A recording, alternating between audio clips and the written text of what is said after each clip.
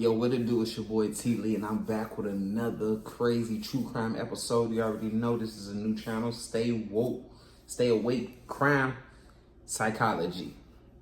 As you can see by the title, Rowdy frat boys mess with the wrong freshman. Y'all know how I be in these frats. Be a little weird, funny business going on, you know what I'm saying? I think this is the first time I'm ever doing a reaction to that. To a frat incident. But y'all already know down that pipeline what it be going on in them frats and stuff. It be that weird stuff going on, you know. So we gonna tap into this and see what's going on specifically for this specific event. You know what I'm saying? But before we even click into it, I need you to like, subscribe, turn on that post notification bell. You already know we on that road to 100K subscribers, you know. Let's go and get into it, man. On October 9th, 2015, at 1:20 a.m., students living in the Mountain View Hall dorms at Northern Arizona University were settling down after a night of partying. Suddenly, they heard screams coming from the parking lot. Just as they looked out their windows, they witnessed a gunman firing a barrage of bullets at several people. The Flagstaff Police Department was flooded with 911 calls. There's a guy outside and he's shooting people. He's yelling right now. There's people on the ground. Yeah, someone's shooting a gun. Someone got shot outside Mountain View Hall. Someone needs to come right now and get me. The victims, NAU students, college They got them out. were critically injured. Several heroic bystanders, along with the Let me tell you what happened. Let me fix this.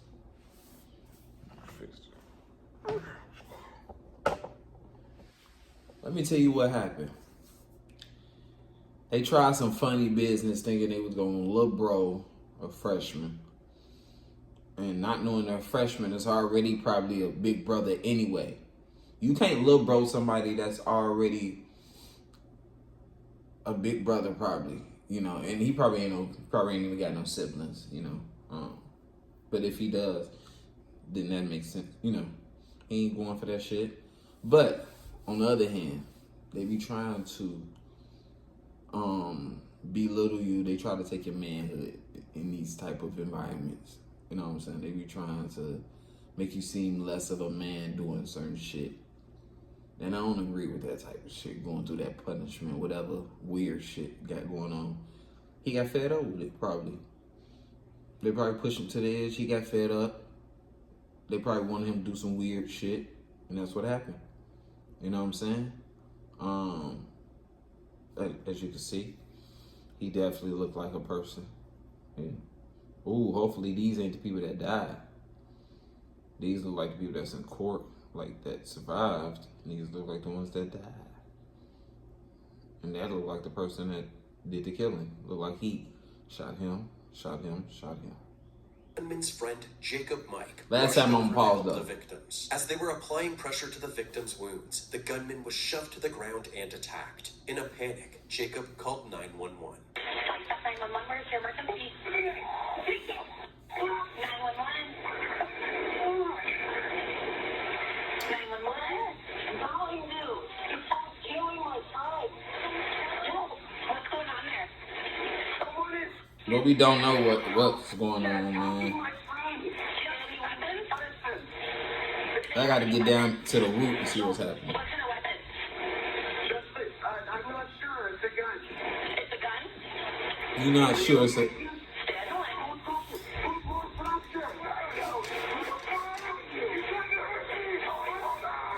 The call suddenly disconnected as Jacob attempted to protect his friend. Several more shots rang out, and another wave of 911 calls poured in. I need an ambulance on Franklin Avenue.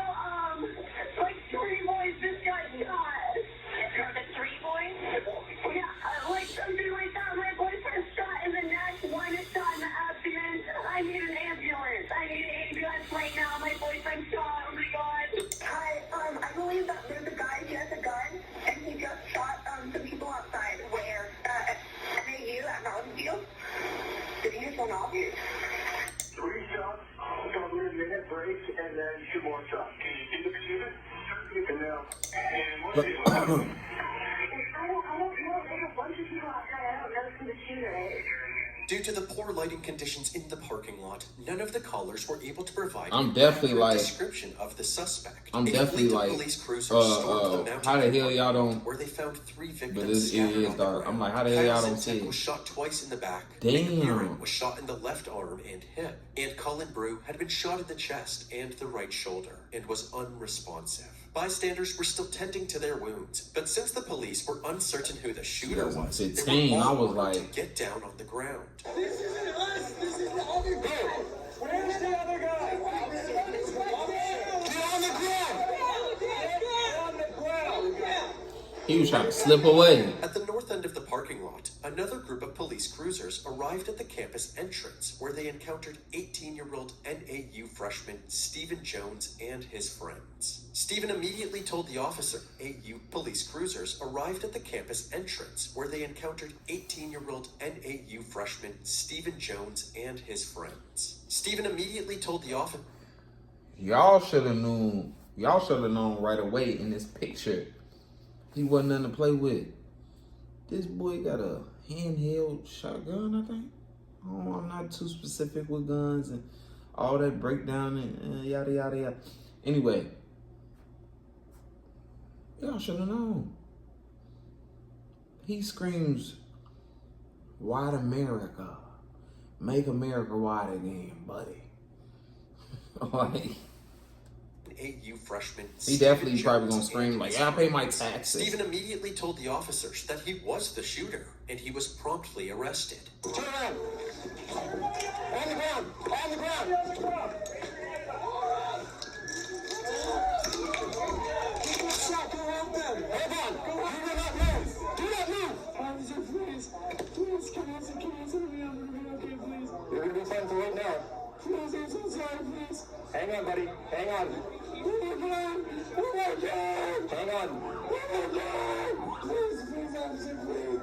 Oh my God. Oh my God. Too late now. Hang on, sir. Hang on. Although Stephen was visibly shaken up, he was clearly more concerned about the condition of the people he had just shot. Please go help them, officer, please.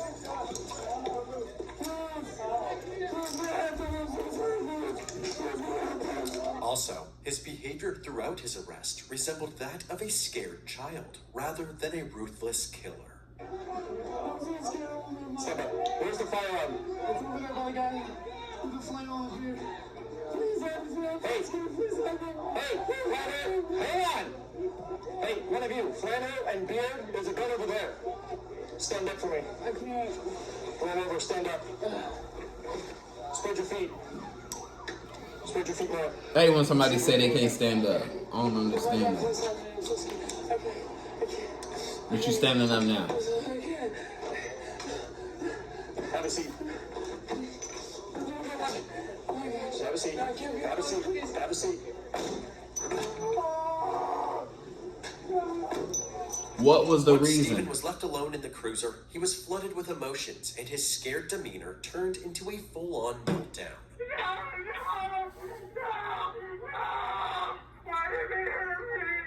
Damn, he got that thing on. Imagine bringing your side project to life just by thinking about it. Meet Base 44, a complete AI creation. Around this time, a random woman came running up to one of the officers from across the street. She told the officer that there was another victim. Apparently, during the second round of gunshots, another student named Nick Prado was struck in the neck. He immediately fled the scene, running across the street to 262 East Franklin Avenue, aka the Courtyard. The officer followed her back to the apartment and saw Nick Prado lying on the ground while other students pressed a towel against his neck to manage the bleeding. While waiting for the EMTs to arrive, the officers continued securing the crime scene. With the shooter now in custody, Damn. the officers decided to check the surrounding area for any possible threats. We need to confirm that one shooter is our only shooter. They swiftly evacuated Mountain View Hall and cleared the building room by room. Back outside, the paramedics had finally arrived on the scene.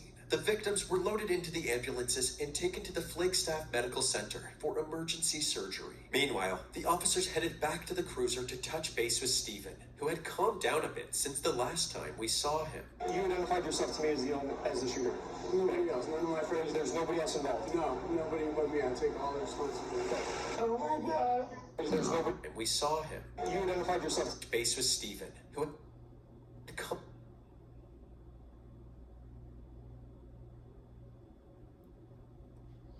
Surgery. Meanwhile, ambulances and taken to the Flagstaff Medical Should Center get the thumbnail for emergency that. surgery. That- Meanwhile, the this officers idiot. headed back to the cruiser to touch base with Steven, who had calmed down a bit since the last time we saw him. You identified yourself to me as the shooter. Gotcha. Nobody else. None of my friends. There's nobody else involved. No, nobody but me. I take all the responsibility.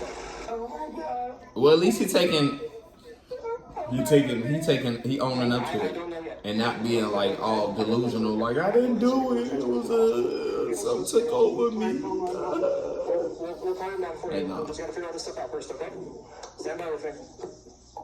Steven was unable to call his mom until after he was processed at the police station. During the call, his mother sharply advised him not to say anything until he could speak with his father. The call ended and he was quickly led to the interrogation room. You just have a seat over there in that chair. She in a chair, I'm guessing. Put my hair on my face, please. Yeah. Thank you. There you are. He appeared to be more composed now, but panic set in once again when he noticed blood on his hands. Okay. So what we're gonna do? Okay, we're just gonna put them on top. So just, that's fine. That's fine, Steven. So put your hands together like this. There you go. Perfect.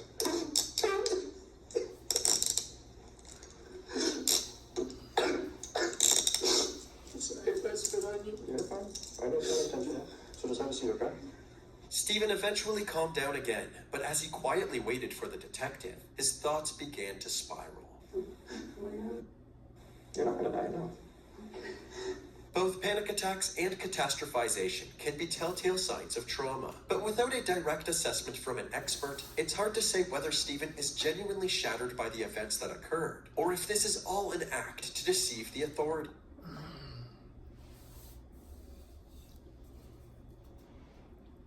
Yeah.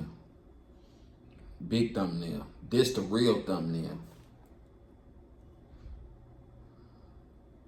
Of trauma. But without a direct assessment from an expert, it's hard to say whether Steven is genuinely shattered by the events that occurred, or if this is all an act to deceive the authorities. The detective thumbnail. entered the room Big just minutes thumbnail. later.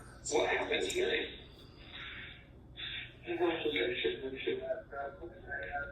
Although he initially followed his mother's advice, he quickly folded and told his side of the story from the very beginning. It was a typical Friday night, stop all partying that. with his fellow freshmen and playing some Guitar Hero at an apartment complex called The Grove. Did you guys imbibe on any alcoholic beverages? The girls were, they had beers. I had a sip of my friend's beer, but I knew I was driving and I couldn't afford to.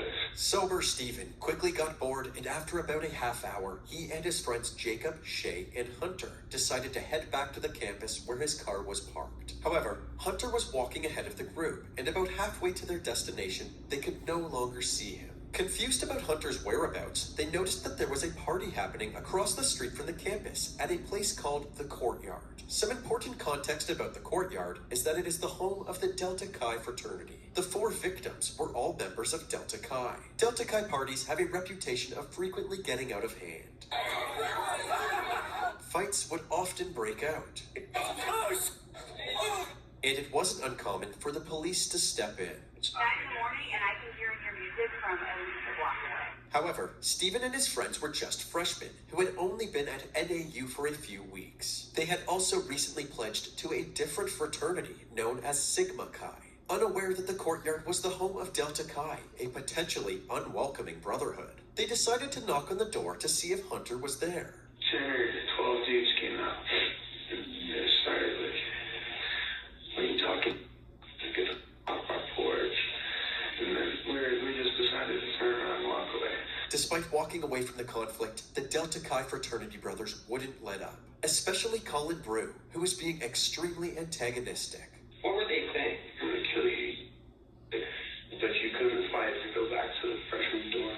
They were obviously very drunk. very drunk is an understatement. A medical report would later reveal that Colin's blood alcohol was at 0.28%, 3.5 times the legal limit, and just a few decimal points away from alcohol poisoning. The Delta Chi boys continued to advance towards the freshmen, following them into the middle of the street. Then, out of nowhere, someone ran up and sucker punched Steven. Like, rocked my world. I had no idea what was going on. My glasses fell off. I could barely see. After regaining his footing, the Delta Chi boys followed him as he retreated back to his car. Although he was able to unlock the doors with his fob, he was unable to find his keys to start the car. He began to panic as they got closer, so he grabbed the pistol from his glove box and pointed it at them as he exited the vehicle. So I have a gun, don't move. And then... And they said, "I'll kill you." And two of them ran at me as fast as they could. He was running at me. He was staring right at me. He was saying he was going to kill me.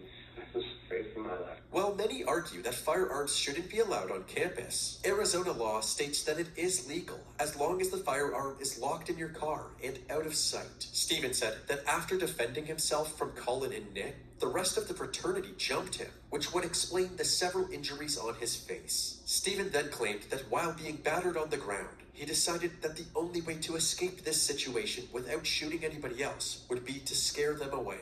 I grabbed my gun and I just put it in the air. I wasn't trying to hurt anybody. I wasn't even aiming at anybody. How many rounds did you fire? I don't know. I just remembered my training. My dad trained me. It turns out that Steven's father was an NRA-certified firearm instructor, so he was well-versed in firearm safety and handling, including self-defense situations. I was trained to fire until it's not necessary to anymore. At this point, the detective momentarily left the room, and when he came back, he updated Steven on his alleged attackers. 3 people in the hospital. 1 has passed away. One passed away. Damn. Well, I guess I take that back. I guess I was right.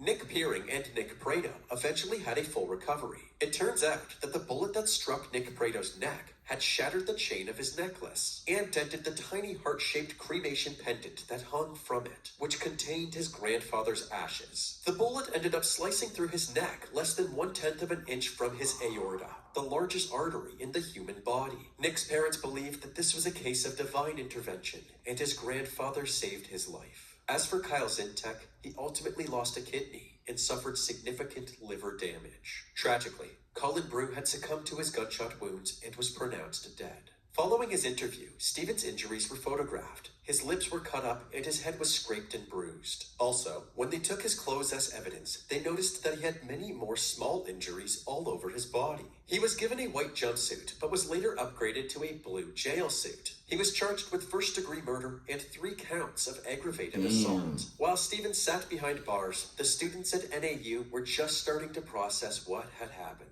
Their lives had been changed forever. Our hearts are hurting because none of them deserved it, and none of them wanted to put anyone in danger. In the evening, a student vigil was held where Colin's peers and Delta Chi brothers mourned their This loss. is crazy. He's in the center of the hug because he's still alive. He's one of the victims of the NAU shootings. And as his friends try to hold him close, it hurts. His wound's still so fresh. And while there is like, yeah, bro, advantage for the this body, hurt. Hold on, there I isn't understand. one for what so Hold many on, chill. students here are suffering.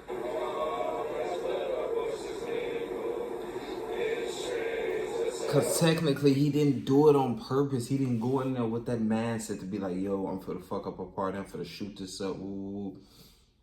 It was out of like, he got his glasses knocked. Like, he didn't do that on purpose.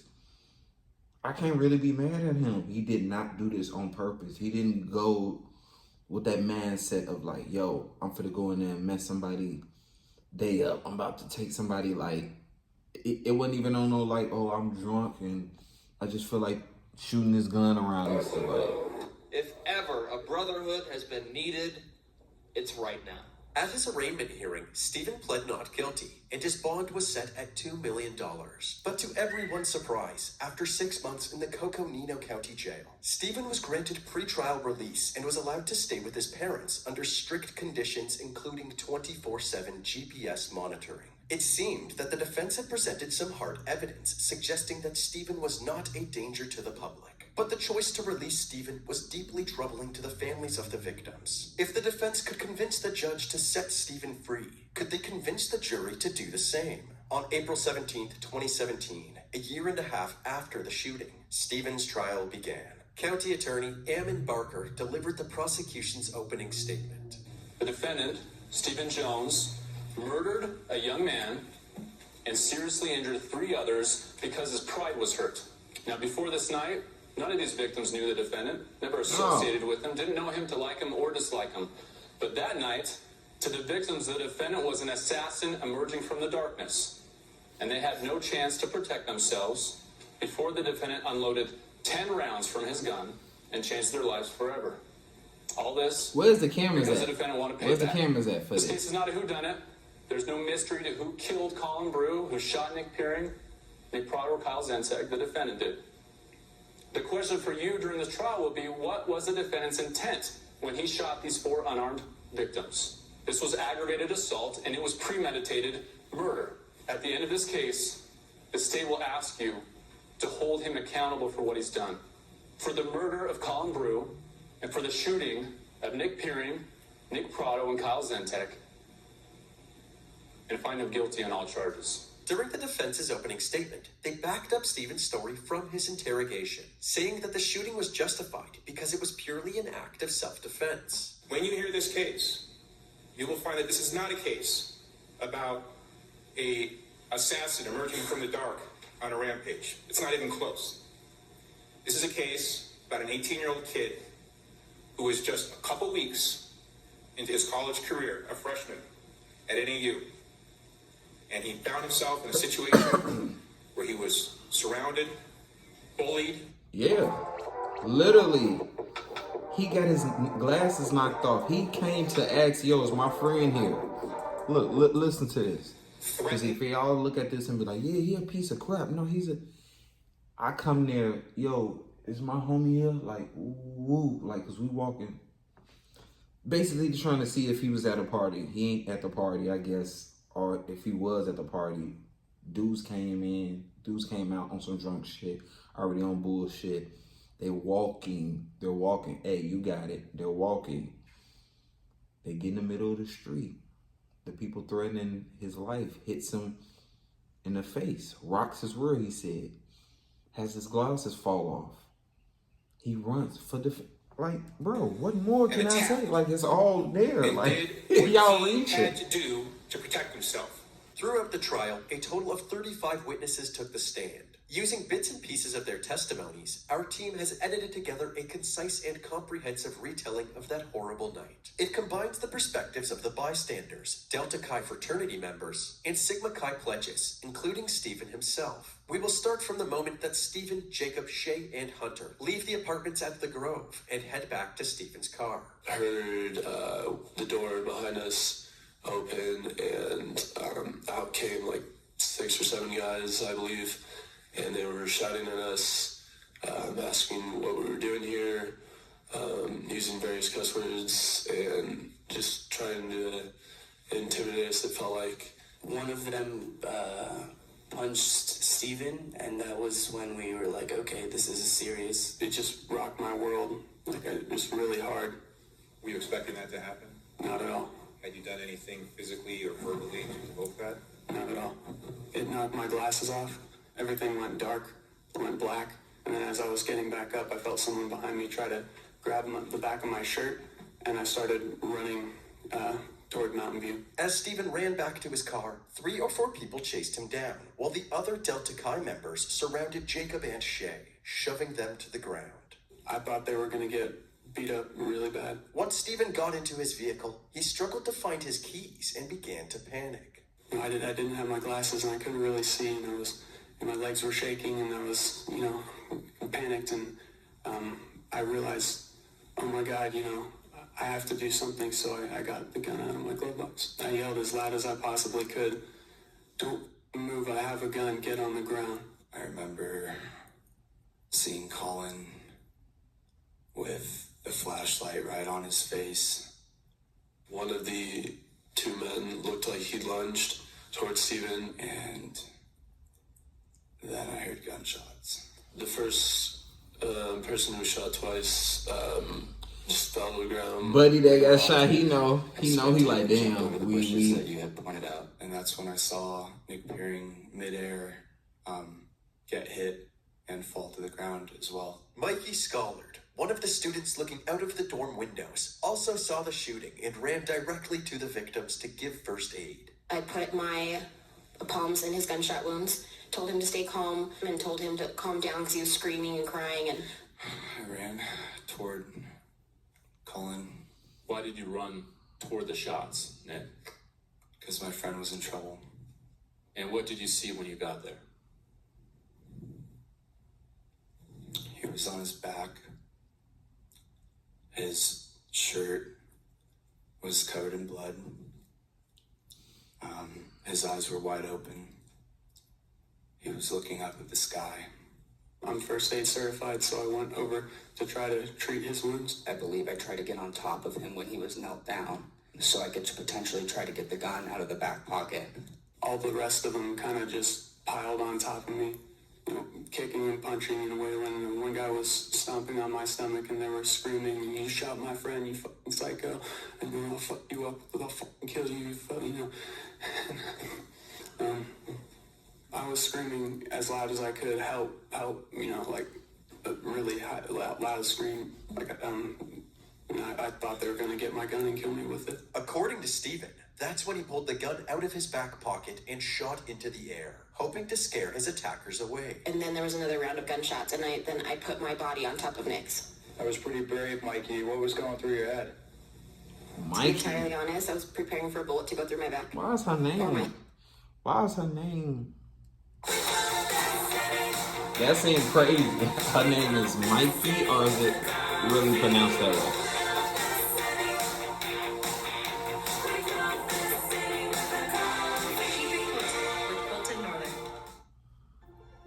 Come on now. Great ideas can come from anywhere.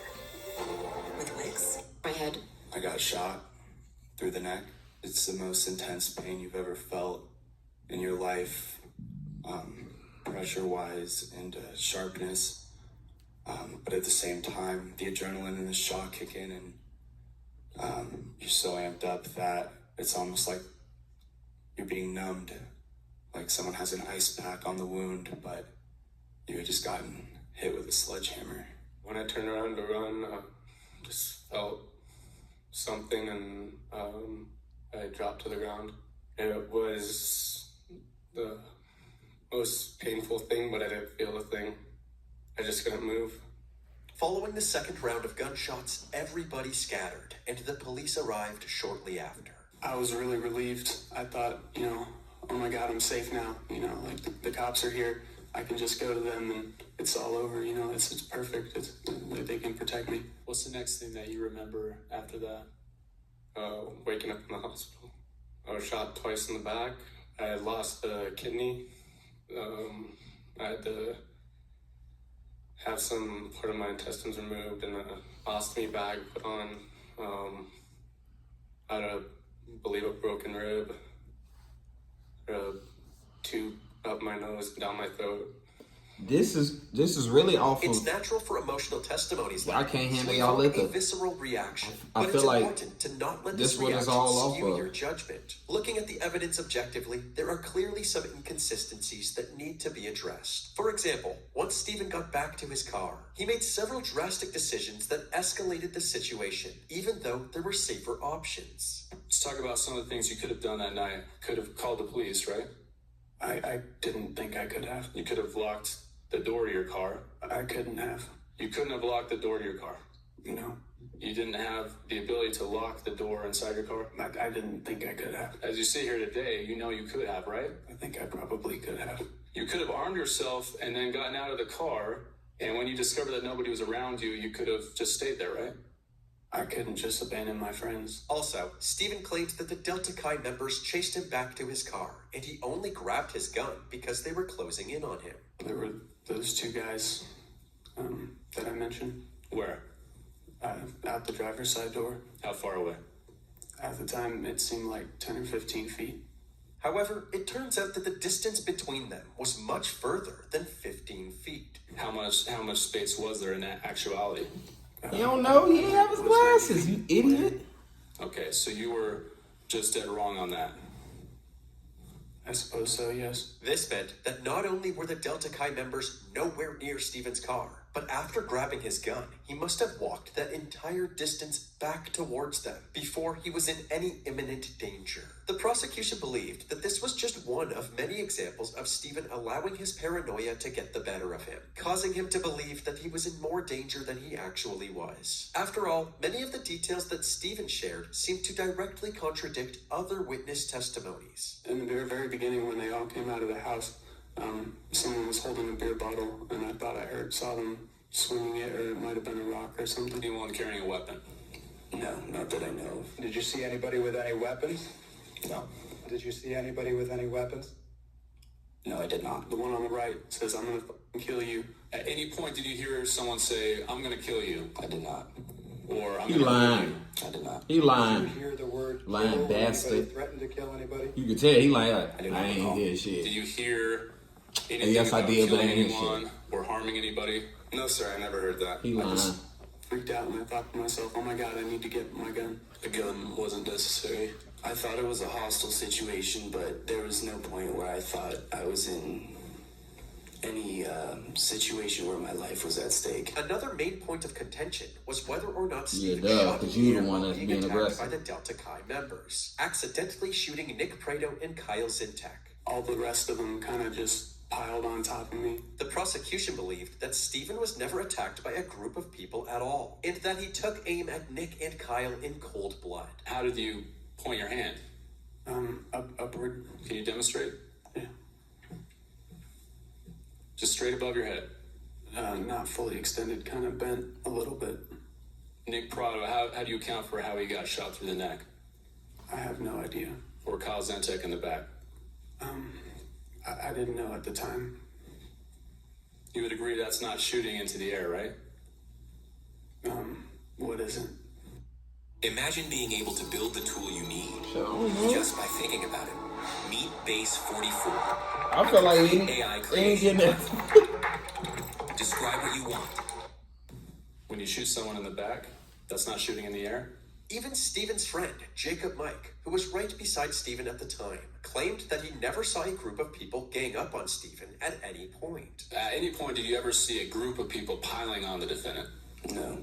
The defense, however, found it ridiculous that this was being questioned at all. How else would Steven have gotten so many injuries all over his body? And to support Steven's claim that he shot the gun in the air, the defense pointed to this tree branch, which was struck by one of the bullets. According to their ballistics expert, the angle that the bullet struck the branch indicated an upward trajectory. Clock There were it. also 2 bullets that were shot from Steven's gun that were never recovered. The defense believed that the missing bullets were shot in the air, and that's why the investigators never found them. On the 8th day of the trial, it was time for the closing arguments. The prosecution painted Steven as a trigger-happy vigilante that wanted to show Delta Chi who the real alpha was. The defendant couldn't wait to shoot his gun. He was eager to. Not a second thought to stay in his car. Not Man, a second thought to call the police or to drive away. yeah, just go off Because then. his I first understand. thought Storage was to is cool. fire his gun. His first thought was to retaliate. His first thought was to arm himself with a weapon and show whoever was out there who had the power. Because with that gun in his hands, ladies and gentlemen, he had the power over people's lives. The defendant wanted to enact his own deranged sense of justice, not the justice we have here in this courtroom or that we swore an oath to uphold. No, he wanted to be the judge, the jury, and the executioner. And the first person who decided to confront him, who dared confront him and challenge him, Colin Brew, he decided to shoot twice in the torso. There's nothing we can do now to bring Colin back. There's nothing we can do now to stop what the defendant did that night. But there's something that you can do today, right now, to find this defendant, Stephen Jones, accountable for what he did. I ain't doing that shit. And find him guilty on all of the charges. Thank you. The defense, on the other hand, told the jury that regardless of what I'm led finna up to go the get shooting straight. and the Let's go get straight to it. Mr. Foreperson, I have determined to get justice for Colin and the surviving victims. After several delays, his retrial was scheduled to take place in 2020. This time for a lesser charge of second-degree murder rather than first-degree murder. Okay. However, before this would happen, Stephen was offered a plea deal. The deal would reduce his second-degree murder charge to manslaughter, and he would only be sentenced to anywhere between 5 and 10 years in prison. I'll take that. Ultimately, Stephen accepted this deal, and he was booked into the Coconino County Jail. On February 11th, 2020, his sentencing hearing took place, and Colin's mother was finally given the opportunity to express her grief to the court. I miss him. I miss his smile. Come on now, Mama. We gotta get straight to it. Taking away one life and was not afraid to... I would, in a heartbeat right now, just trade places with Colin Brew. And Stephen was sentenced to 6 years at the Red Rock Correctional Center in Eloy, Arizona, and was required to serve at least 85% of his time. I feel like justice was served, man. I feel like this was not on purpose at all. That's all I gotta say about this. This is not on purpose. This is out of self-defense. That's all I gotta say, man. Let me know in the comments what y'all think about this, man. Let me know in the comments. Make sure y'all like, subscribe, turn on that post notification bell. We're on the road to 100K subscribers, and I'm out.